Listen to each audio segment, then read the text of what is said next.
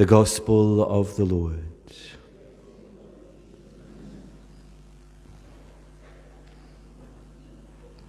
My apologies for the slight delay with the beginning of Mass. Nature called, and I'm sure you can guess that when there's a little delay like that, it's normally something like me needing to visit the amenities. On Saturday, I said that I would begin a little series of homilies on the weekdays, covering things that we spoke about a lot last year with respect to the vaccines and the mandates and the segregations. And I'm doing this because I think we will face these issues again, and it's important that we have an overall Catholic understanding of these things. On Saturday, I spoke about the danger of fideism, of relying only on faith when we are facing natural difficulties and crises.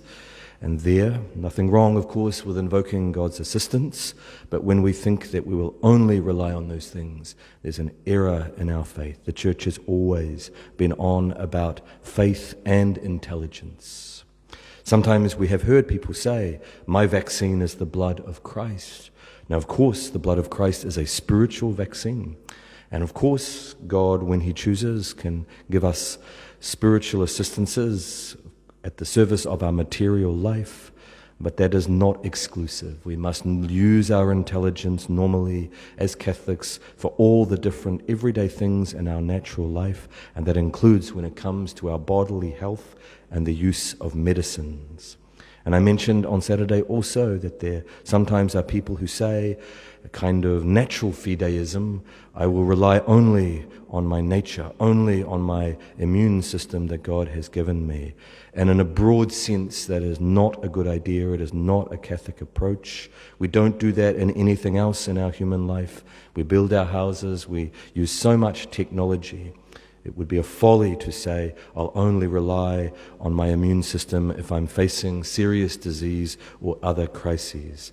And the people who say these things, one wonders what they would do if they had a cancer or their children especially had another serious disease. I'm sure they would be looking for natural remedies, including remedies that modern day science offers them. But just to make sure that people don't think I'm creating a straw man and tearing it down, a false argument by which it's easy to then dispute it and push it aside, I think some people, certainly last year, said when they looked at the COVID and the variations of COVID, especially when it came to Delta and Omicron, and they looked at the vaccine, they tried to do their analysis on things, they might have said, well, if I'm young, if I'm healthy, I will take the risk and I'll rely on my immune system. And there it's a very targeted argument with this specific disease, with my particular personal circumstances and my health, etc. Yes, a person could do that particular risk-benefit analysis and then take that risk, and ethically so. But we'll come to that on another day for another argument to look at. One thing I was saying on Saturday is that certainly in human life we're allowed to use a material evil to produce a good for us materially and for spiritually. One thing we can never do as Catholics is do a moral evil that good come of it. And this is one of the fundamental primary principles in Catholic moral teaching. We can never do evil that good come of it. What we're speaking of there is moral evil. We are never allowed to use a moral evil that a good end come. And sometimes we hear this said, the ends do not justify the means always. And certainly that applies when we are speaking of a moral evil, a sin. We cannot do sin that good come of it. But what we can do are certain material evils that material goods come and spiritual goods come. And I was laying that out on Saturday in quite a long homily, so if you have an interest in it, do go and have a look at that homily on my Facebook page. We often do material evils. We cut down trees, we kill plants, we kill animals for the material life of our body and in order that the spiritual life of our soul be safeguarded.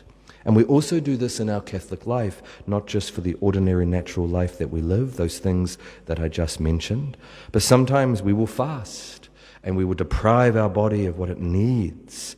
And there, sometimes, there's a material evil done to our body to assist our spiritual soul to grow.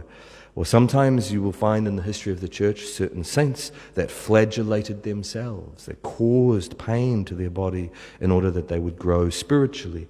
And in principle, there is nothing, strictly speaking, wrong with that, as long as it's done by the impulse of the Holy Spirit and it's done prudently and well. But today, of course, given that sometimes there were excesses in those things and things were done imprudently, the church tends to counsel against such activity. But them in themselves, they are not wrong per se.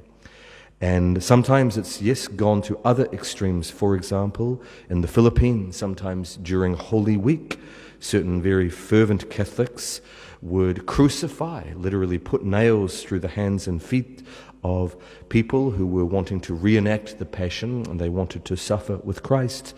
And there the church has said, no, this is going too far. But in principle, we're allowed to, in fact, apply something against our body in order to produce a spiritual effect in our life. And there's nothing wrong with that in principle, but it has to be done well, and it has to be done proportionately. And this goes on both in what I'm speaking of there, things done for spiritual benefit in our Catholic life, but it also happens in the medical world. We will do things, sometimes harm to the body, in the medical world in order to produce good effects. And this is what I was speaking about on Saturday. It's what a vaccine does, a traditional vaccine. Not speaking of the COVID vaccines, which have a different technology generally. We're speaking of the way traditional vaccines worked. We would put an attenuated version of the virus, a diminished version of it, in an intelligent and measured and managed way into the body to fortify the body so that when the full-blown virus might arrive, the body can then launch an immune response. And there we're introducing a material evil into the body to fortify it so that when the time comes, it can fight efficiently against the virus. Now that has to be proportionate, of course, in the medical world. If they have an elderly patient and they're measuring and trying to weigh up whether they do an operation, they always do this risk-benefit analysis. The evil that we might do to the body in the operation and the risks that that poses, do they outweigh the goods that we're trying to achieve by doing such a medical procedure? And as long as the risks are less and they are proportionately separated, then a medical procedure will be undertaken. But sometimes the risks are too great, and thereby we will not undertake this evil against the body because it could then produce a greater evil, the death of the person in their body, and thereby end the life of their integrated soul, not their soul living on in eternity, but the life that their soul has in their body. And there, yes, that goes on all the time, this weighing up the proportion of the risk because of the evil done, materially speaking, versus the good done for the life of the body and the life, the spiritual good for the integrated life of the soul. And there, yes, when it comes to vaccines, the same weighing up, risk-benefit analysis must be done. So when we're speaking of the good of vaccines introduced into the body to produce the good effect that we desire, and when I say the good of the vaccine in itself, wanting to produce this good, it's introducing a material evil, of course. We are assuming that the vaccines have been tested, they have been proven to be efficient, and they have been shown not to have bad side effects that would then outweigh things. And traditionally, most of the vaccines have gone through those processes.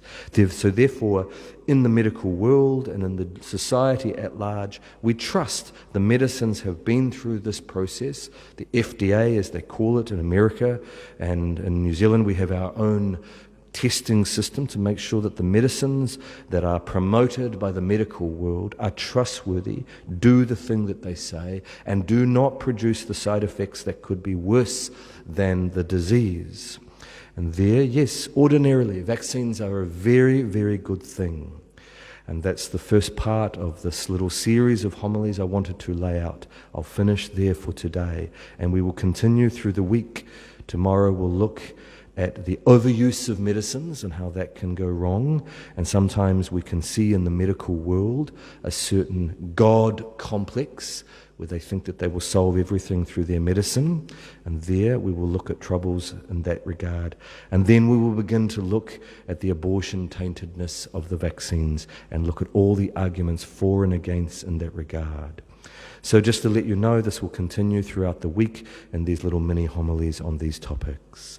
In the name of the Father, and of the Son, and of the Holy Spirit.